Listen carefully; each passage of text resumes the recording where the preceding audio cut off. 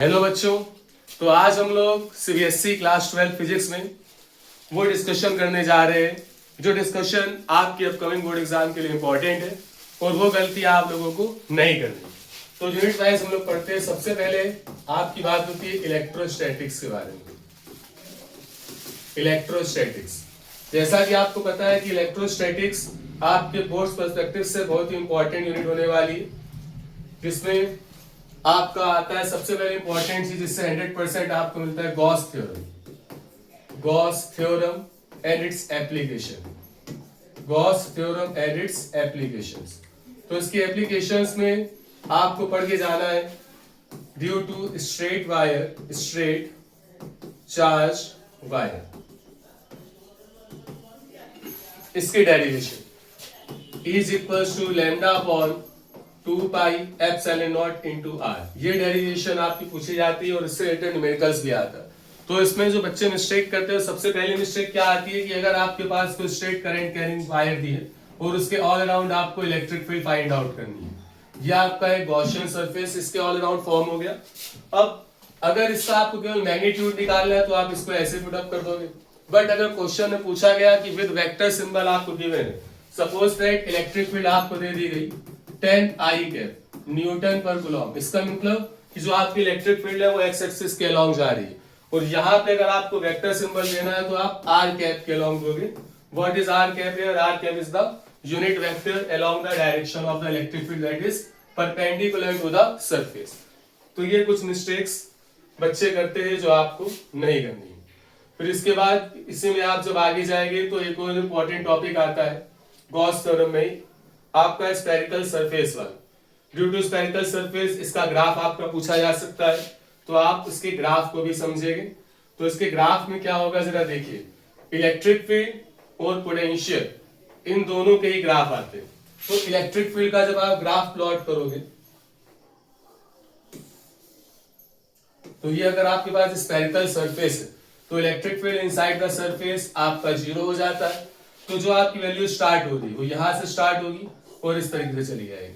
आप जानते हैं इलेक्ट्रिक फील्ड का formula 1/4 pi epsilon nought q upon r square. It means that electric field is inversely proportional to r square.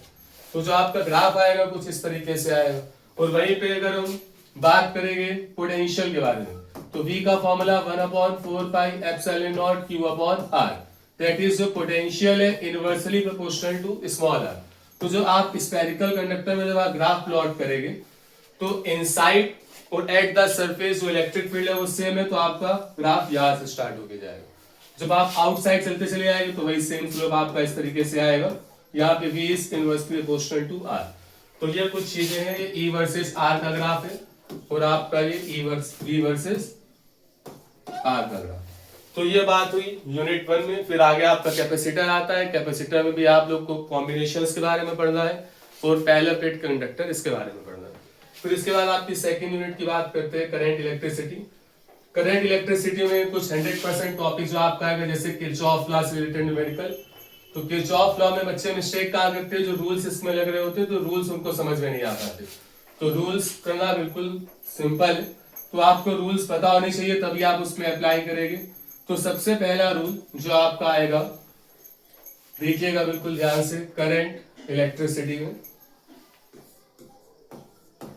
Current electricity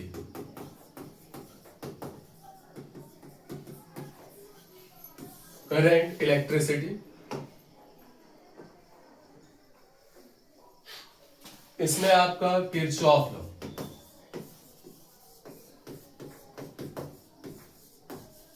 Kirchhoff's law. Kirchhoff law में ऐसा आपको पता है there are 2 laws there.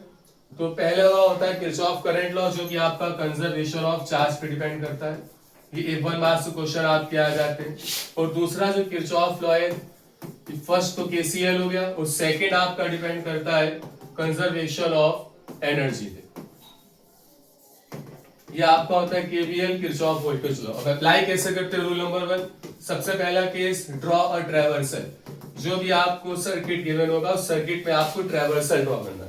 Traversal आपका clockwise भी हो सकता है, एंटी क्लॉकवाइज भी हो सकता है। बच्चों में कंफ्यूजन रहता है कि ट्रैवर्सल किस डायरेक्शन का बना है, तो सपोज दैट अगर आपके पास कोई सर्किट है, मैं रफली आपको बना के दिखा रहा हूँ, और इस सर्किट में आपको 2 लूप्स दिखाई दे रहे हैं। तो दोनों लूप में जो ट्रैवर्सल का डायरेक्शन होगा वो सेम होगा, चाहे तो आप एंटी क्लॉकवाइज ले लो चाहे आप क्लॉकवाइज ले लो।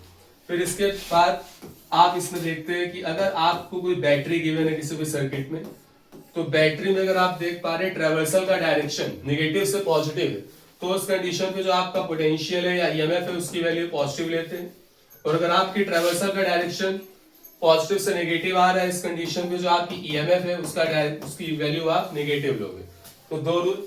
फिर इसके बाद जो थर्ड रूल आपका होता है इंपॉर्टेंट, इसमें हम लोग क्या करते हैं, जो आपका किरचॉफ वोल्टेज लॉ है, that is the product of the voltage और the EMF in any closed loop is equal to the product of the sum of the electric current and resistance.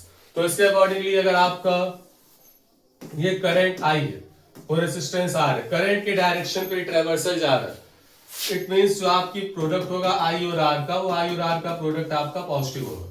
लेकिन वहीं पे अगर आपका ये करंट इस direction पे जा रहा है, यानी कि करंट के अपोजिट डायरेक्शन पे ट्रैवर्सल जा रहा है, तो आई आर का जो प्रोडक्ट होगा वो आपका नेगेटिव हो जाएगा।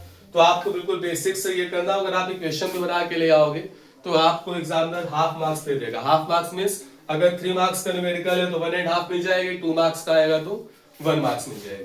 तो किरचॉफ लॉ से 100% आपको बोर्ड में क्वेश्चन एक मिलने वाला। तो ठीक है, ये 2 यूनिट हो गई। फिर नेक्स्ट हम लोग और पढ़ेंगे, क्योंकि 20 तारीख होने में समय है आपके पास, तो तब तक आप लोग अच्छे से तैयारी करिए और कीवर्ड्स को ध्यान में रखिए। ओके बेटा।